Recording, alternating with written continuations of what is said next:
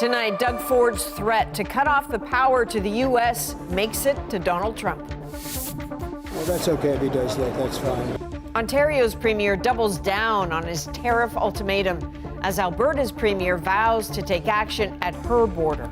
Plus, add issue on what's at stake and what's next. It feels like my leg is on fire. She got an infection after knee surgery. Now she's facing a life-altering choice. The healthcare system failed my wife. Now, because of that, she's going to lose her leg. And a special delivery from the North Pole.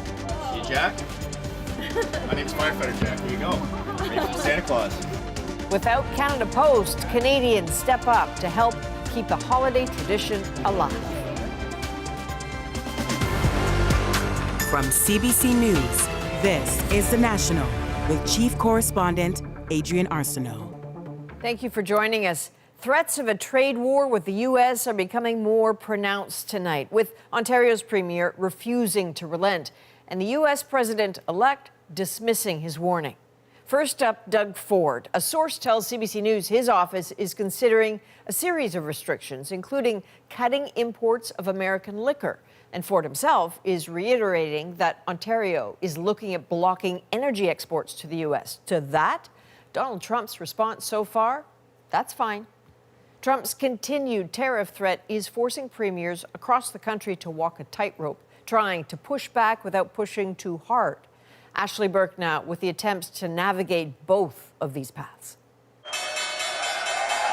A New York Stock Exchange tradition Donald Trump seized on to promise an economic boom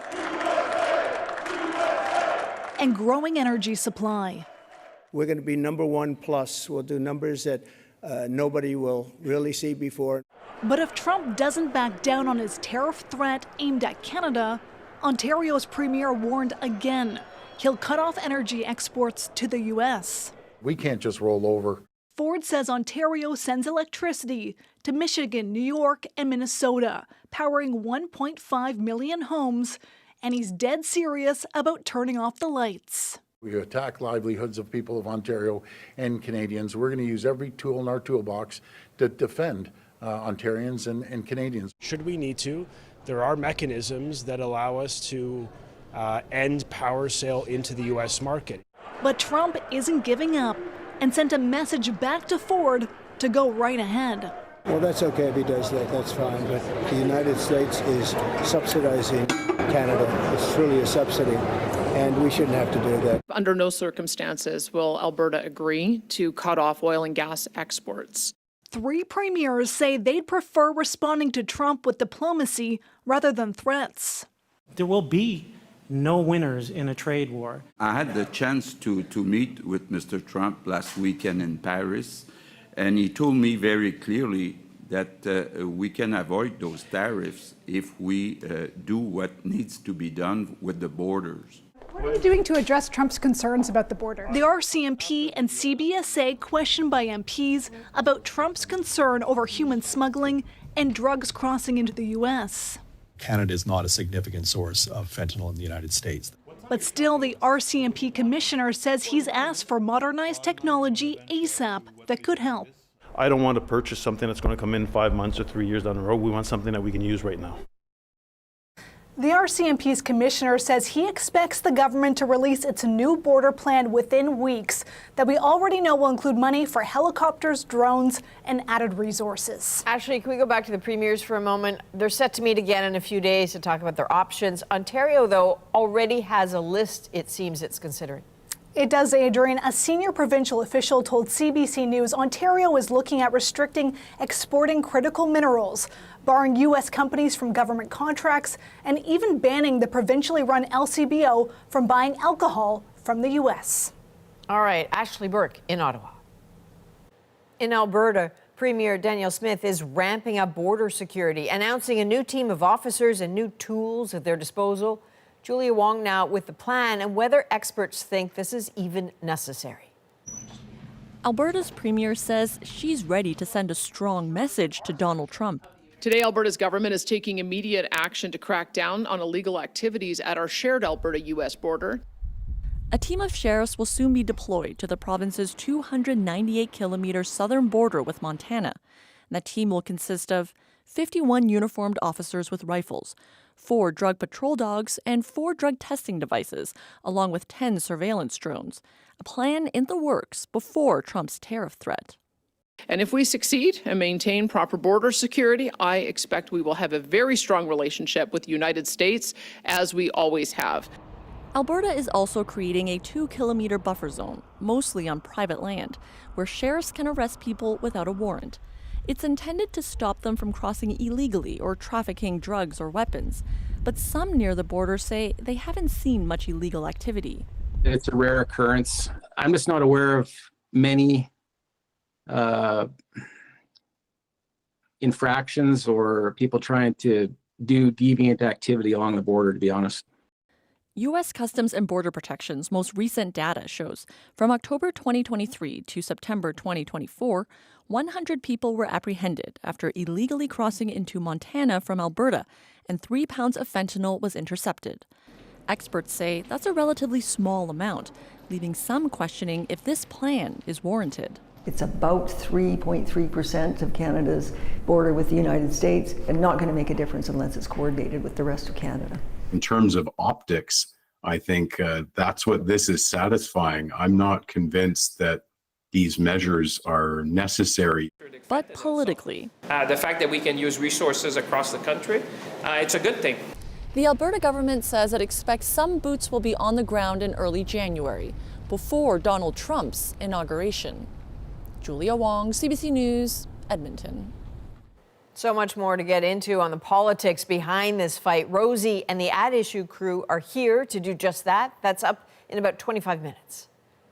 A knee replacement surgery has turned into a nightmare for a woman in Manitoba. She's now preparing to have her leg amputated, and she says there needs to be accountability. Karen Pauls has her story. Roseanne Milburn is preparing for surgery to amputate her right leg. I'm in constant pain 24/7. It feels like my leg is on fire. It's not what she imagined when she got her long-awaited knee replacement in October, but her knee got infected. A surgeon started working on it, then sent her for a consultation with a specialist in another hospital. Milburn was supposed to return to get her leg stitched up, but there were no beds available. While she waited, her wound was open, tissue around her knee destroyed. My choice is live with an infection for the rest of my life or get rid of the infection. And the only way to get rid of it is to amputate the leg. The health authority says it can't comment on specific cases, but the province's head of surgery says complications this serious are exceedingly rare. They require specialized care and need to be triaged with life and death emergencies. Dr. Ed Bouchel says one option is to aggressively treat the infection, but that would involve multiple surgeries, long-term antibiotics, rehab, and there's no guarantee an infection wouldn't come back. Not everyone chooses, as a patient, the option that the physicians want. We're confident that discussions, information, questions were shared and answered both ways. That's not how Milburn's husband Dan sees it. He bought her a motorized scooter in preparation for her surgery. Hurt, angry, mad. The healthcare system failed my wife, and now because of that, she's going to lose her leg. The couple, both military veterans, say the worst part is the lack of accountability. We don't pass the buck and say, not my department. Manitoba's health minister agrees. She's right. There has to be accountability in the healthcare system. We're sorry that this has been the experience that they've had. Milburn is bracing for what's next, knowing her life will never be the same again. Karen Pauls, CBC News, Winnipeg. A cleanup is underway in Quebec's Gaspé Peninsula after an ice jam sparked flooding and evacuations. Mounds of ice and debris collected in the river in the town of Matan, pushing it up over the riverbanks and into some basements. Residents of more than 80 homes and businesses were ordered out for several hours. Well, Quebec and Newfoundland and Labrador have struck a historic deal that could put an end to decades of bad blood between the provinces. It's all about hydroelectricity from Labrador and how much Quebec pays for it. Heather Gillis takes us through the new Churchill Falls agreement. This is the 1969 contract, and we are endeavoring to work it out. It's the end of a painful, long-standing inequity that both Quebec and Newfoundland and Labrador agree was an unfair deal. Today, everything changes for Newfoundland and Labrador. Both premiers signing a new tentative agreement, one that will see Quebec pay significantly more for its electricity from the Churchill Falls hydroelectric station in Labrador. The price will jump from 0.2 cents per kilowatt hour to almost 6 cents. Over the next 50 years, it means hundreds of billions for Newfoundland and Labrador. I think it's fair to say that $250 billion. For me, it's a great day also. Quebec also benefits securing a key power source until 2075. The province gets around 15% of its power from Churchill Falls, but the original deal was set to end in less than 20 years. It was also urgent for us to see what will happen after 2041. Fury and Legault also signed a memorandum of understanding for a new hydroelectric project, Gull Island, expanding and upgrading Churchill Falls and building new transmission lines. Hydro-Quebec will take on the construction and risk and give this province $3.5 billion to fund equity in the projects. Former Newfoundland and Labrador premiers tried and failed to renegotiate. Brian Tobin was one and says this deal is transformative. This is normalizing Newfoundland and giving it the kind of financial stability and security that every province needs to have to plan a proper healthcare system, to plan and support a proper education system, and to look after our seniors. The Innu Nation have protested hydro developments on their lands before and vowed to block new ones if they weren't consulted. But today, there's optimism. It's a good deal for all of us, especially the Innu. Both provinces want to be aggressive and finalize the new agreements in 2026. Heather Gillis, CBC News, St. John's. Next, let's bring in the host of Power and Politics, David Cochran. So, David, you've been covering this story throughout your entire career. Can you give us your insight into the magnitude of this deal? Well, Adrian, if it's as advertised, this money could end deficits in Newfoundland and Labrador for the rest of my life.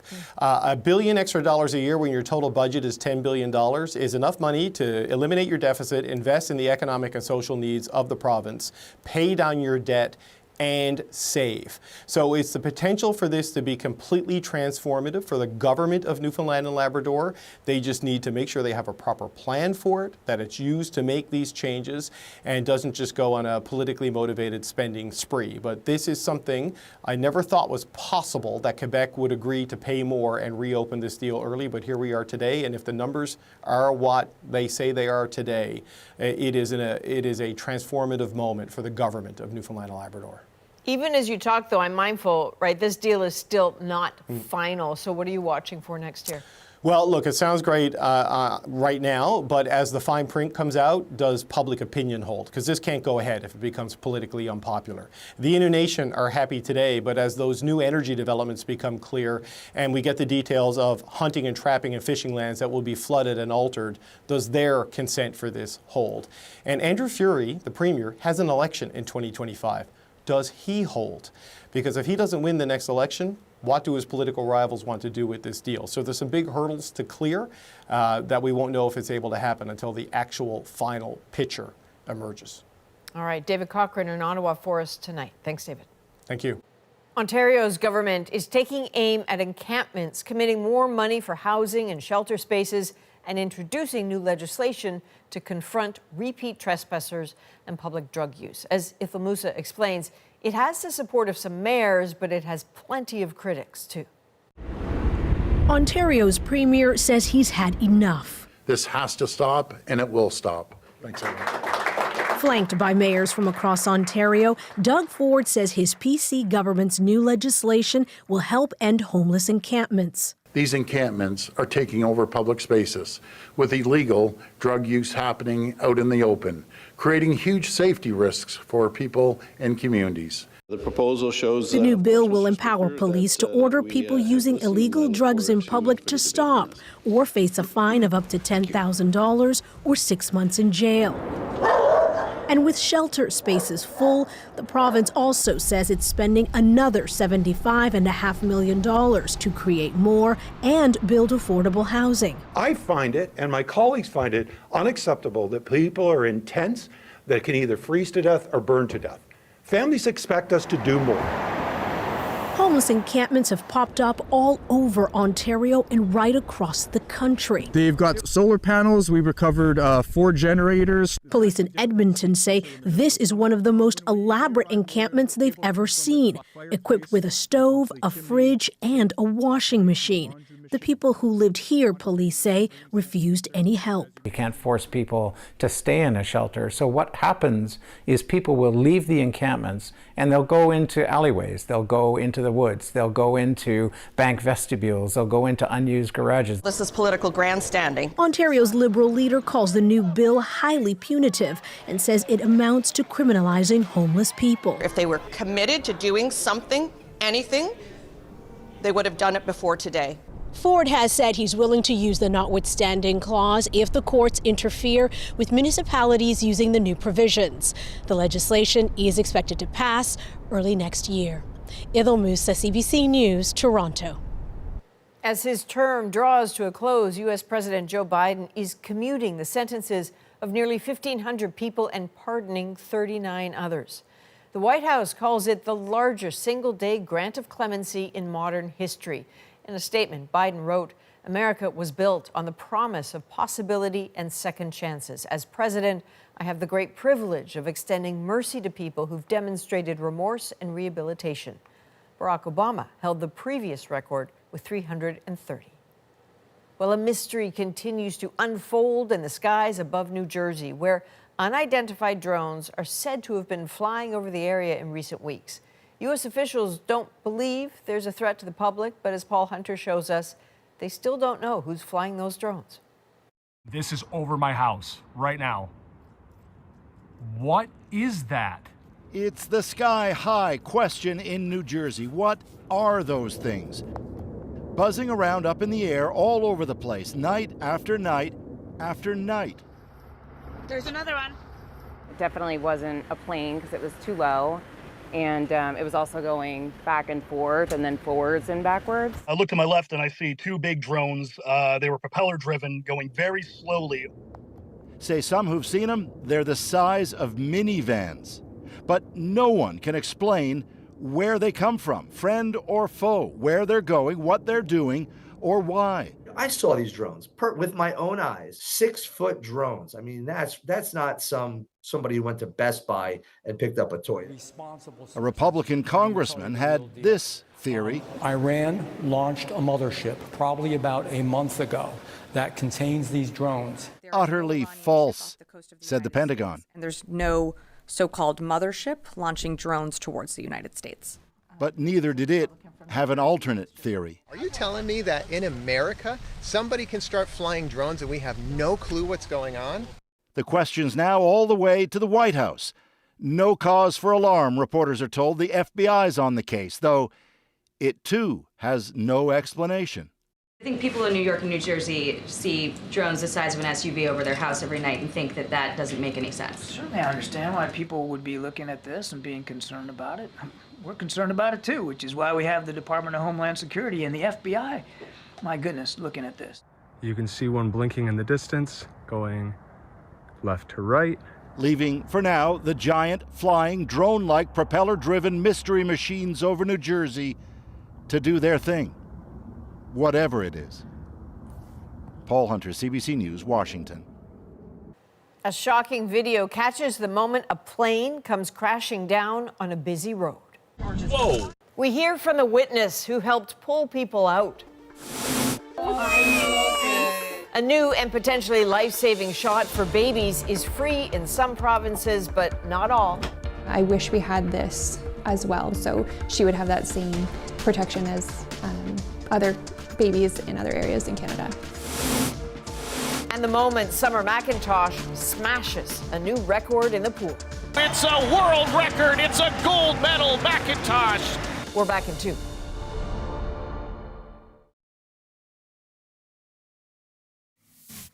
Whoa. Oh, look at that. Dashcam video has captured the moments before a small plane came crashing down onto a busy intersection in Victoria, Texas. 3 cars ended up getting hit by the plane. The impact so forceful, the aircraft split in 2. The man who recorded the video says he rushed to the scene. Ran as fast as I could up to the pilot first, see if he was okay. He was conscious, older gentleman between 70 and 80 years old, blood on his hands, buckled in still. He didn't think he'd get out of there. He was still in shock. In total, 4 people were injured. None of those injuries are life-threatening. Investigators have now determined the plane crashed after running out of fuel.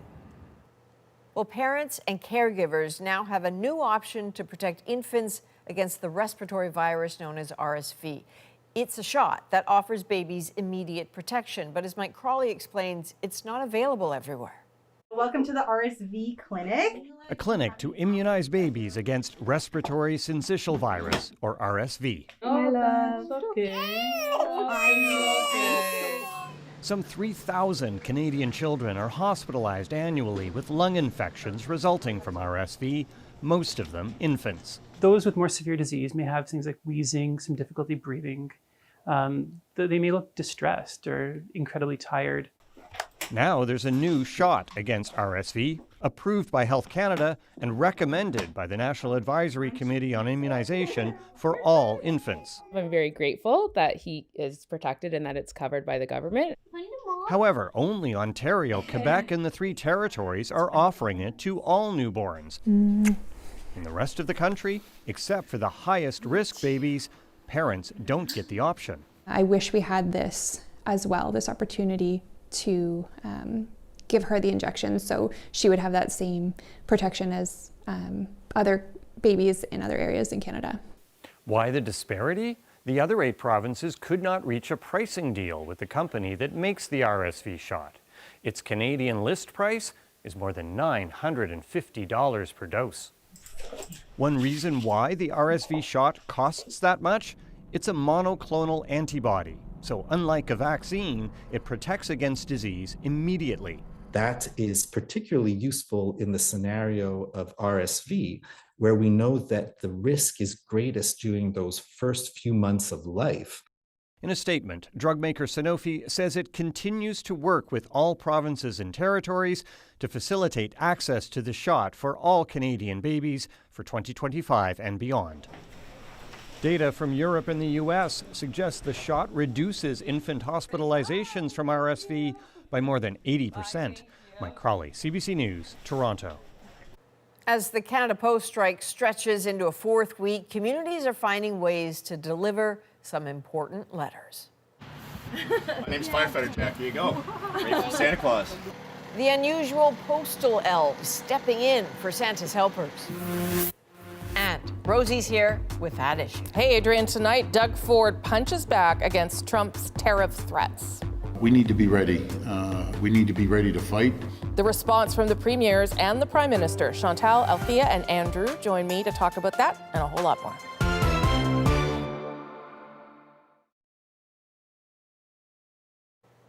The ongoing Canada Post strike has paused mail delivery, including those critical letters to the North Pole. But as Nicholas again shows us, volunteers are pitching in to keep the holiday spirit alive, passing letters to and from the big man in red.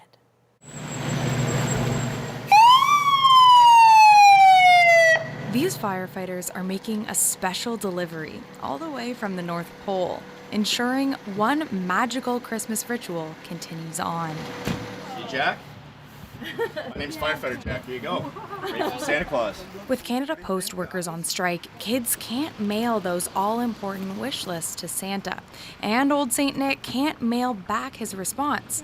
More than 1 million North Pole-bound letters pass through Canada Post offices every year. Did you hear about the strike? Like, were you worried your letter wouldn't get to Santa? Yeah. Yeah. We did talk about it because I said, I don't know about the letters this year.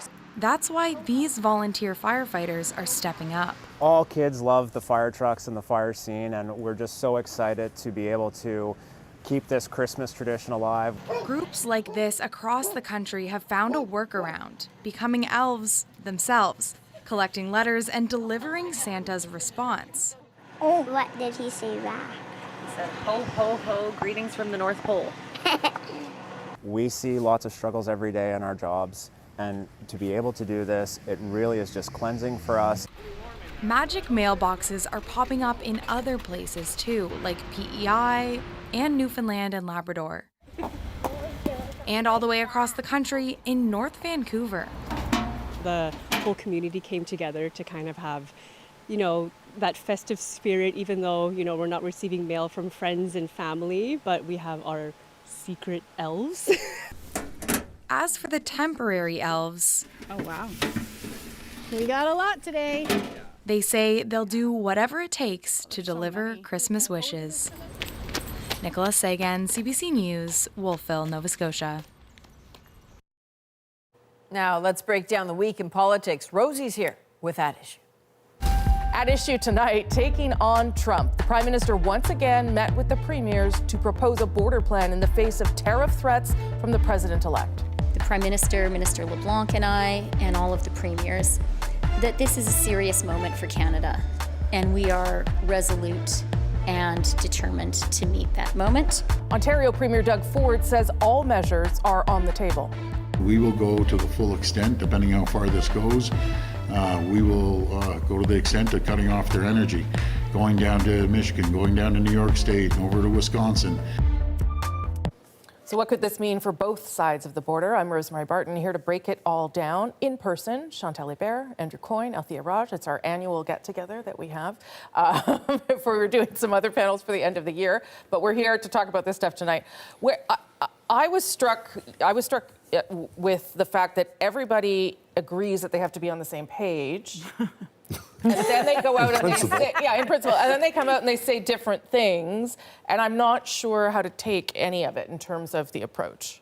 Very different things. Yeah. The Premier of Ontario is saying, I'm willing to turn off the switch and stop selling electricity to the U.S. The Premier of Alberta, the Premier of Quebec, the Premier of Newfoundland, they're all saying, no, we are not about to do this. It's going to be very hard for the federal government to manage to keep the political leadership of this country under the same tent, short of having had an election and a mandate from Canadian voters, which means you can say that it's the thing to do. What we are seeing in the case of Premier Ford is Premier Ford road testing an election on Canada-U.S. relations in his province of Ontario. But whether that is a strategy that helps the larger issue of how do we address this over the next 6 months, 9 months, and the federal government will come up with, border spending, etc. But that does not address the issue of we need a federal prime minister with a mandate that allows him to say, I'm here with you, Mr. Trump, for 4 years.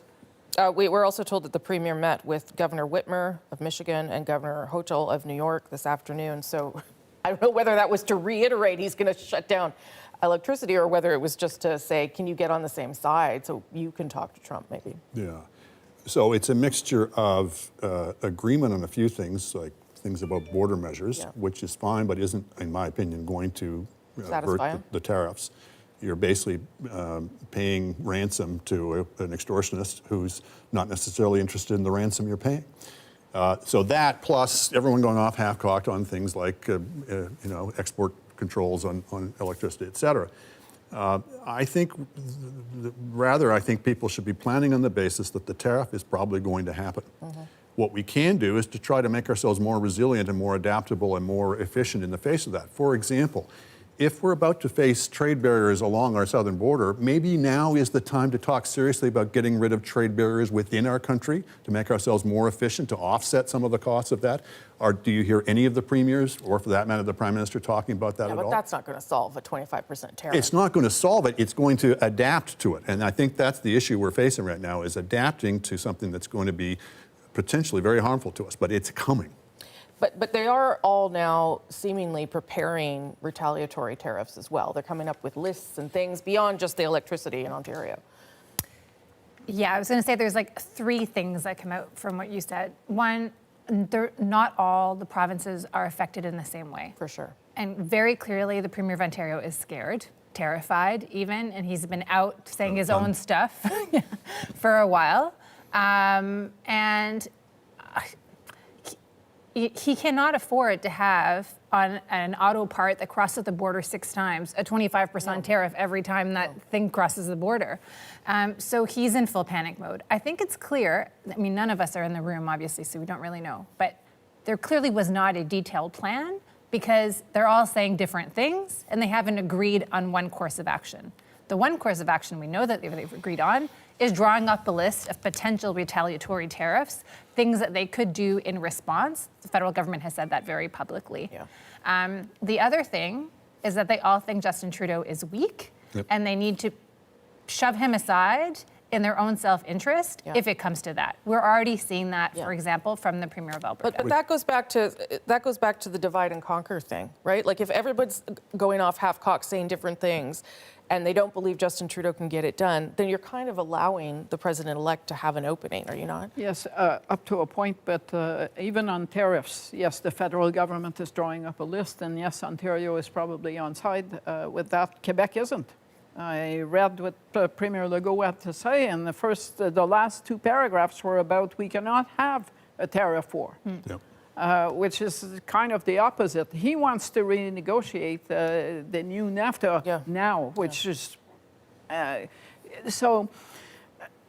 I don't think the Prime Minister helped himself this week with his remarks about this great defeat for women because Kamala Harris won and how bad that was. And he's lucky that he's not running against the female leader who could become Prime Minister.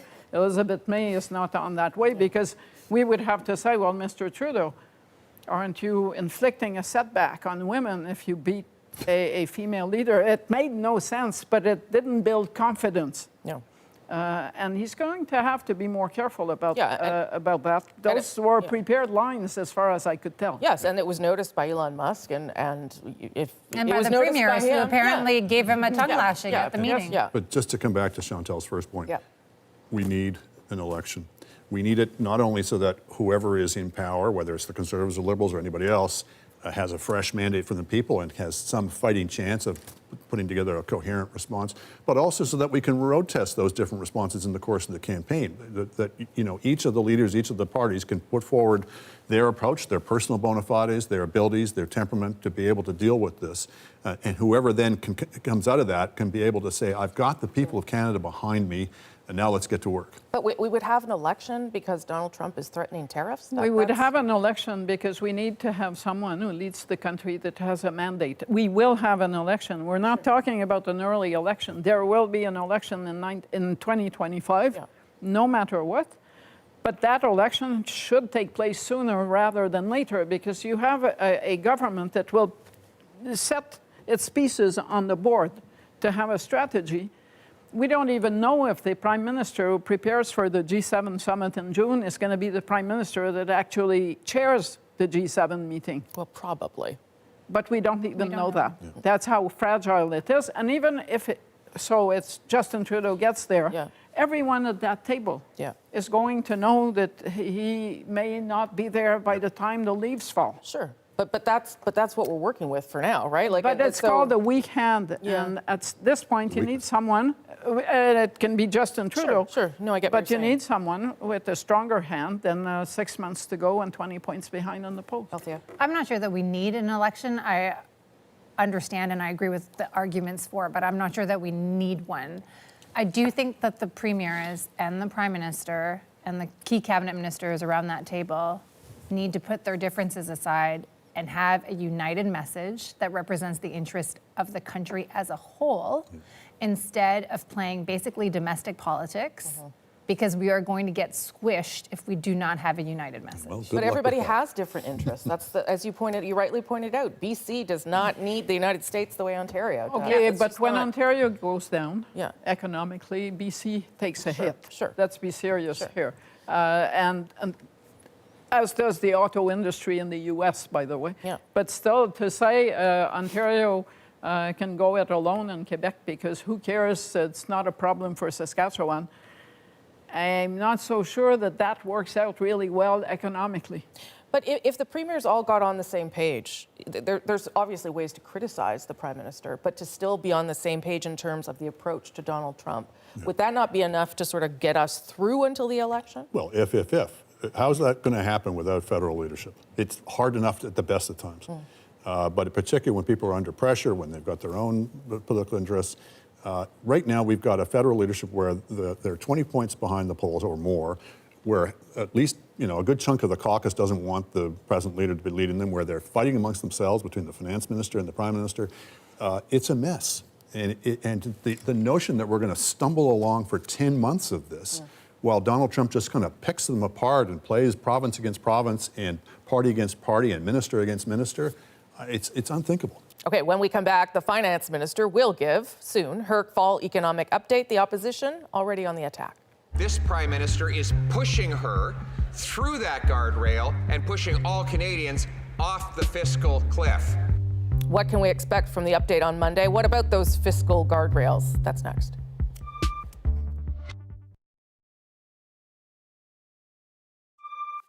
At issue tonight, the fall economic statement. Chrystia Freeland will give Canada a look at the state of the country's finances next week. Maintaining a declining debt to GDP ratio is our fiscal anchor. I do expect that when we table the fall economic statement on Monday, the debt to GDP ratio for 23-24, which we put forward in the 24 budget, will be met. So how will the government balance new spending and a ballooning deficit? Here to break it down again, Chantal, Andrew, and Althea. Because you can have a bigger deficit, I think we all are expecting a larger deficit, and still keep the quote-unquote guardrails that Chrystia Freeland is talking about there. Well, just that one. One of them. Just that one. One of the most forgiving of the guardrails. Yeah, that's right. The most expandable. You do the numbers, and the GDP's come in higher than expected, so they could actually balloon the deficit by up to $20 billion for the fiscal year that ended in March, which we still haven't heard about. So we could have like a $60 billion deficit. Probably won't be that high, but it'll be probably shockingly high. So Monday is shaping up to be a fiasco, not only because the numbers are going to be way over what they'd assured us they would be just 8 months ago, but because you have the prospect of the finance minister basically being made to deliver a speech and a document that she doesn't believe in, that we have learned through 10 sources, is at odds with the Prime Minister over, the Prime Minister pushing for much more spending than she's comfortable with, and where potentially she could be on her way out the door the minute she's given the speech. They're now talking to Mark Carney, which they've been careful to leak out. So you've got, frankly, a finance minister in name only. This is not a moment when we're looking at 25% tariffs coming down the pike, when we've got billions more in defense spending coming at us, when we've got a healthcare crisis. This is an unusually critical document to be conveying a sense of that the finances are under control, that they can handle all these different challenges. And right now we've got chaos, frankly. What do you think? I've spent a week wondering who it serves to have so many leaks about how the finance minister and the prime minister are at odds. It certainly doesn't help the finance minister for all the reasons that Andrew explained, but it doesn't help the prime minister either to look like he has a finance minister that he doesn't have enough confidence in to shore her up as she comes up with that document. At some point, he gets to wear this, and that's not good news. You asked earlier about, the opposition parties are already criticizing her. Well, they're the least of her problems at this point.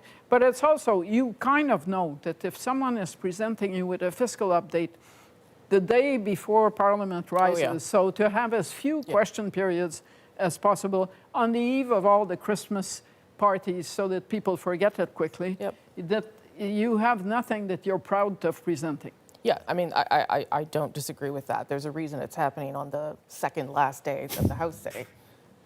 I'm just thankful they're actually doing it in the House of Commons because nothing prevented her from going to Toronto or Saskatoon and delivering it to an audience in a hotel room. So it's nice that they're doing it in Parliament. Point star for that. Yeah, that's probably the only point.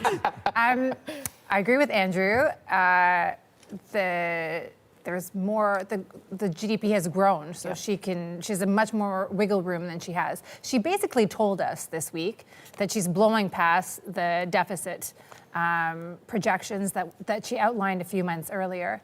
The rumor around Ottawa is that it's going to be in the 60 billion range. That is a lot of money. Now, part of that, I think, is what they've told caucus, is $20 billion set aside for a settlement with regards to Indigenous children, if I remember correctly. Child welfare, yeah. And that did not get approved yet, but that money has been put aside. That's one-time allocation. The greater problem is that the government has introduced budget after budget, new programs, have not properly funded those programs. We are in a structural deficit situation year after year after year. They have not actually done a full spending review, which frankly they should do. They've given departmental targets to find savings, but they need to go after every line item to figure out, do we need to be spending this money, especially after COVID? Yeah. So there is a lack of fiscal rigor that I think legitimately is being, the criticism is being levied against the government. Fair. On the drama about Chrystia Freeland and Justin Trudeau, there's always been tensions between finance ministers like Jim Flaherty and Stephen Harper, Paul Martin and Jean Chrétien, obviously famously. But if you're coming to a position where the Prime Minister wants you to spend tens of billions of dollars more and you are uncomfortable, nothing stops you from quitting.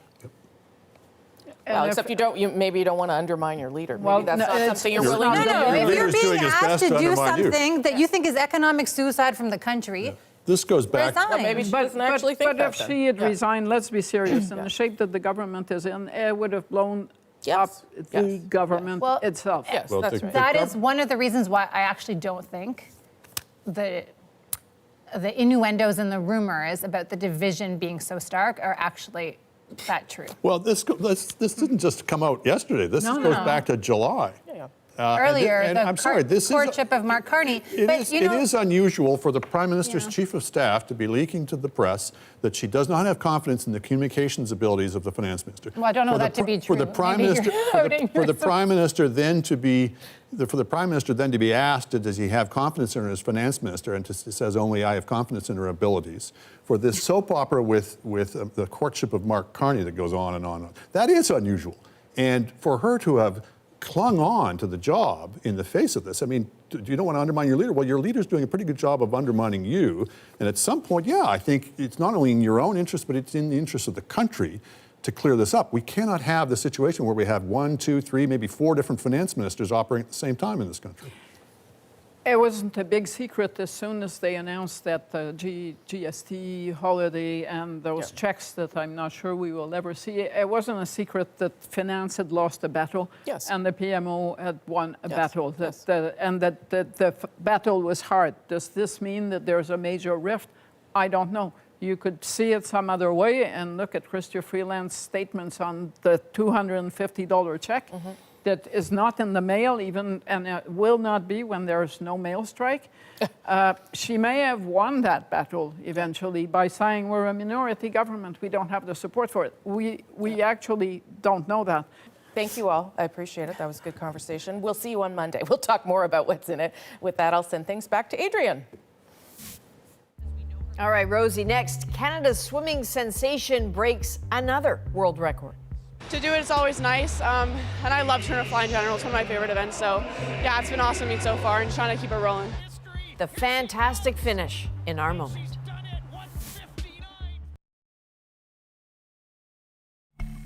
You are looking at Canada's very own Summer McIntosh right after clinching a gold medal and breaking another world record in the women's 200-meter butterfly. So this might be hard to believe, but this is her second time setting a record this week. And tonight, Summer's latest win makes our moment. 1:59.32. It's a world record. It's a gold medal, McIntosh. After this morning, I definitely thought it was a possibility to break that 2-minute barrier and get the world record, just because this morning felt pretty light. So to do it is always nice. And I love Tour de Fly in general. It's one of my favorite events. So yeah, it's been awesome to meet so far and just trying to keep it rolling. You foreshadowed all of this. You said, I love this pool. It might be my favorite pool in the world. You won your first world championship title in the 200 fly, your mom's event, and now you do this. Are you losing sight of how special this all is at this point, or is it still pretty cool? I mean, yeah, the moment's still very fresh, but once I get to reflect on it, I'll realize how full circle it is. So yeah, I mean, overall, I think this is definitely now my favorite pool, I would say. Just because it holds so many memories, and hopefully I can make many more throughout the week. It's only a bigger motivator to keep trying to get better and keep pushing forward, because to get better and break even more world records, you just have to keep trying as hard as possible in training. So yeah, definitely super excited to be validated and seeing all my hard work pay off.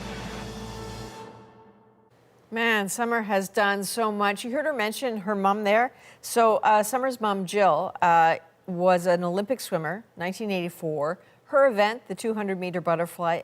And just to give you a sense of scale here, her mom's time was like 2:13.49. Summer's time was 1:59.32. So she beat her mom by more than 13 seconds. In the pool, that is huge. Thank you for being with us. You can watch anywhere, anytime on the free CBC News app and subscribe to the Nationals YouTube channel. I'm Adrienne Arsenault. Take care.